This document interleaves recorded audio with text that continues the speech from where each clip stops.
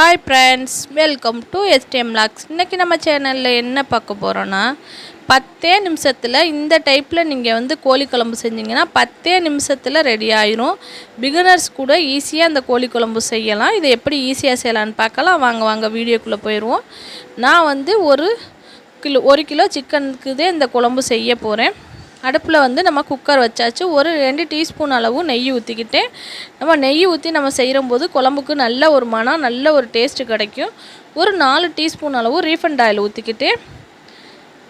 பட்டை, கிராம்பு, ஒரு சின்ன ஸ்பூனில் வெந்தயம் எல்லாம் போட்டாச்சு. அடுத்தது ஒரு பெரிய டீஸ்பூன் அளவு ஜீரகமும் சேர்த்துக்கோங்க. எல்லாமே நல்லா வெடித்து வந்துருச்சு. அடுத்தது ஒரு 50 கிராம் வெங்காயம் நறுக்கி வச்சுருக்கேன், பொடியாக கட் பண்ணி அதையும் போட்டுக்குவோம். ஒரு 4 பச்சை மிளகாய், உங்களுக்கு காரம் தேவைன்னா கூட சேர்த்துக்குவோங்க. இது எல்லாம் கண்ணாடி பதம் வர அளவுக்கு நம்ம வதக்கி எடுத்துக்குவோம். இதை நல்லா வதக்கி எடுத்துக்கோங்க. நல்லாவே கண்ணாடி பதம் வந்துருச்சு பாருங்கள். அடுத்தது ஒரு 4 தக்காளி, நல்ல பழுத்த தக்காளியாக நான் அதை கட் பண்ணி வச்சுருக்கேன், அதையும் சேர்த்துக்குவோம். இதை நல்லா வதங்கி வரட்டும். நம்மளுக்கு அந்த தக்காளி நல்லா வதங்கி வரட்டும். நல்லாவே வதங்கி வந்துருச்சு. நல்லா எப்படி வந்துருச்சுன்னு பாருங்கள். இப்போ நம்ம அரைச்சி வச்சுருக்க இஞ்சி பூண்டு பேஸ்ட்டை சேர்த்துக்குவோம். நல்லா ஒரு பெரிய துண்டு அளவு இஞ்சி, ஒரு 20 பூண்டு பல் அடித்து அந்த மிக்சி ஜாரில் போட்டு அடித்து போட்டிருக்கேன், அதையும் சேர்த்துக்குவோம்.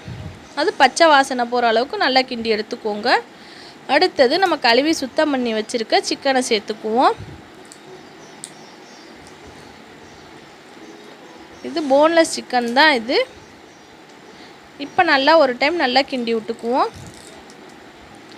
அடுத்தது குழம்பு மஞ்சள் பொடி தேவைக்கிறப்போ போட்டுக்குவோங்க. நான் ஒரு 3/4 டீஸ்பூன் போட்டுக்கிட்டேன். அடுத்தது ஒரு 3 டீஸ்பூன் அளவு மல்லிப்பொடி, குழம்பு மல்லிப்பொடி, அதையும் சேர்த்துக்குவோம். ஒரு 3/4 டீஸ்பூன் அளவு மிளகாய் பொடி, அதையும் சேர்த்துக்குவோம். காரம் உங்களுக்கு கூட தேவைன்னா கூட போட்டுக்குவோங்க. தேவைக்கேற்ப கல் உப்பு, அதையும் போட்டாச்சு.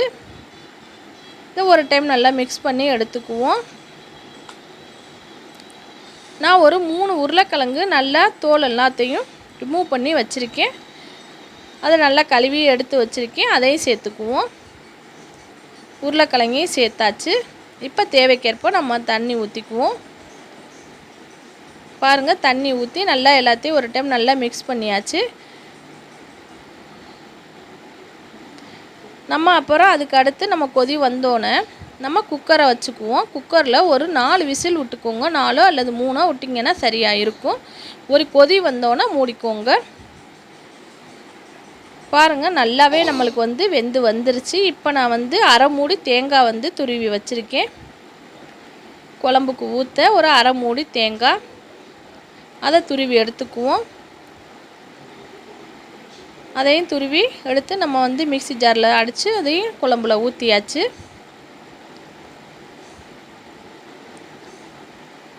நல்லாவே பாருங்கள் ஊற்றியாச்சு. இப்போ ஒரு 10 பூண்டு பல், அதையும் நச்சு வச்சுருக்கேன், அதையும் சேர்த்தாச்சு. நம்ம இறக்க போகிறதுக்கு தேங்காய் ஊற்றினோன்னு இந்த பூண்டு பல்லை தட்டி போட்டுக்கோங்க.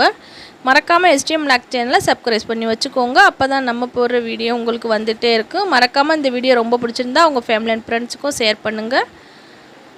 பாருங்கள், நல்ல கறி நல்லா வெந்து வந்துருச்சு. சூப்பரான சுவையான கோழி குழம்பு ரெடி. தேங்க்ஸ் ஃபார் வாட்சிங்.